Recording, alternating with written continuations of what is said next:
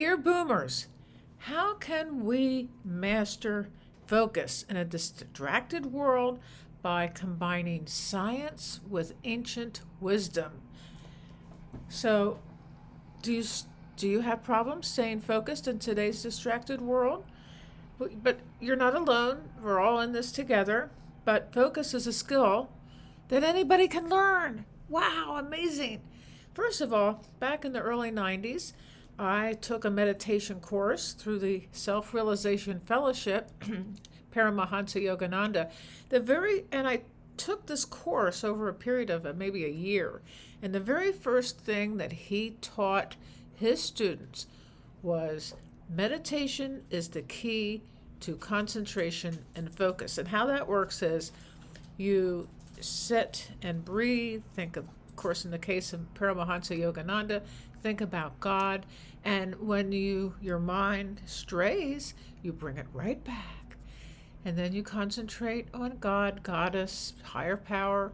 And when your mind strays, you bring it back. So that is really how to train your mind. So how do we maintain concentration in our hyper-connected world of constant notifications and social media? Oh my goodness. So here are I'm going to debunk some common myths of concentration. Number one, concentration means forcing your mind to stay locked on one thing. False. Number two, you're either born with good concentration or you're not. False. And myth number three, taking breaks will ruin your concentration. False. Now, let me start with number three.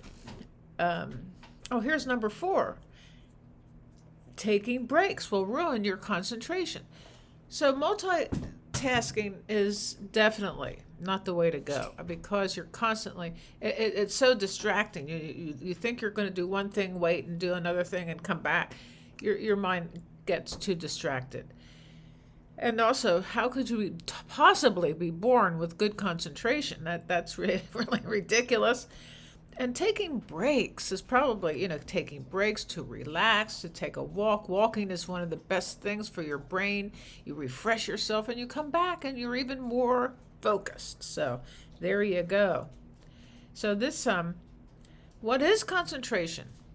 It is the ability to direct your attention, gently bringing it back when it wanders. And as I said, the best way to do that is through meditation. The balance between ancient monastic wisdom and modern neuroscience leads to three essential strategies: single tasking, task completion, and willpower training. Single tasking means you are doing one thing at a time. And if you're tempted to go and do something else in the meantime, come back. Come back. Come back. The inefficiencies of multitasking are very deeply ingrained in the research. Start the day with a focused single tasking session, eliminating distractions, and that could be meditation. Always finish what you start. We can discuss how unfinished tasks clutter the mind and deplete cognitive resources. Commit to completing one unfinished task at the end of each day. And you might have a number of unfinished tasks, but choose one and finish it. And it gives you a sense of, completion. It gives you a sense that you have achievement, that you have achieved something. So this is an interesting point, track your distractions and write them down. Keep track of when you lose focus and recognize the patterns inherent in each distraction. And of course, they talk about mindfulness meditation, which is an ancient technique.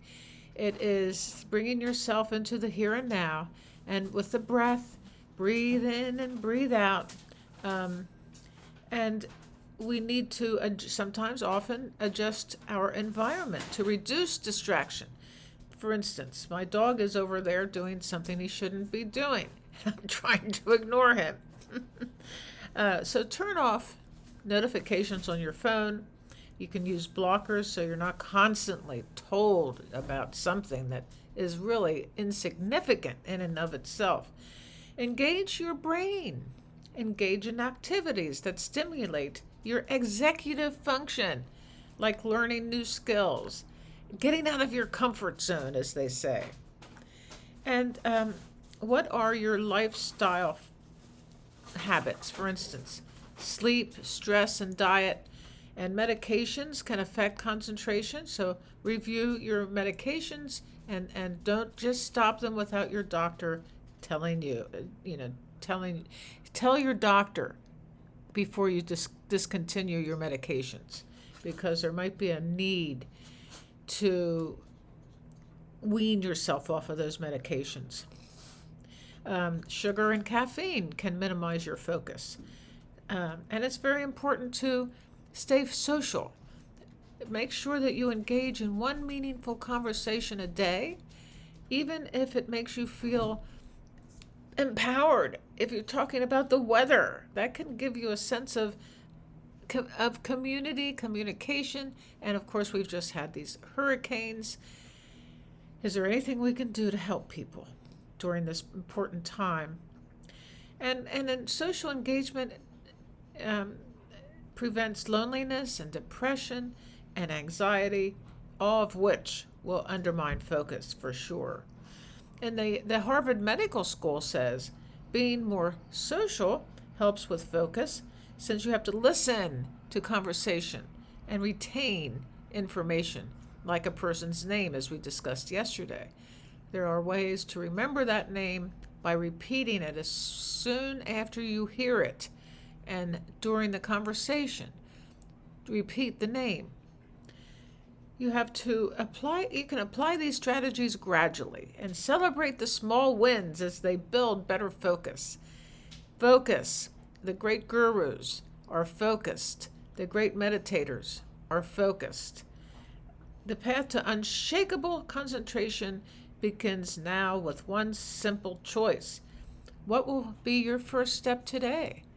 How will you implement these wonderful strategies? I know that for myself, I am trying to figure out why I fell the other day. And I obviously was not concentrating on taking one step at a time. It's important to keep yourself focused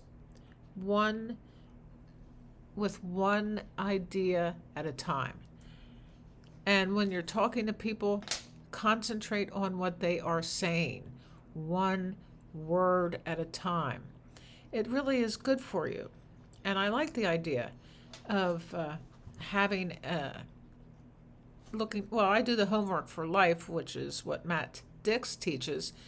So at the end of every day, I write down what I have done briefly. And over a course of time, there should be a repetitive idea that runs through my daily life, and I can tell stories about that. So far, I'm not really sure what those things are. So I have been looking over my homework for life and to see if I can figure it out, what it is that is important to me, to relay to you, so that we can all grow together. So I would like you to tell me how you concentrate, how your concentration or lack thereof affects your life, and what have you done to strengthen your focus, your concentration. And as we get older, that may be one of the most important things we do. Become conscious of the way we think, become conscious of where our mind wanders, and become conscious of life as it evolves and as it presents itself to you.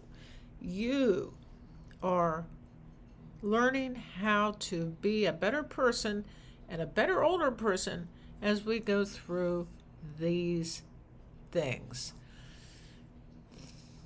There's going to be a video that shows up Please click on that and please subscribe. I would like to get 1,000 subscriptions by the 1st of January 2025, if not sooner. Bye-bye.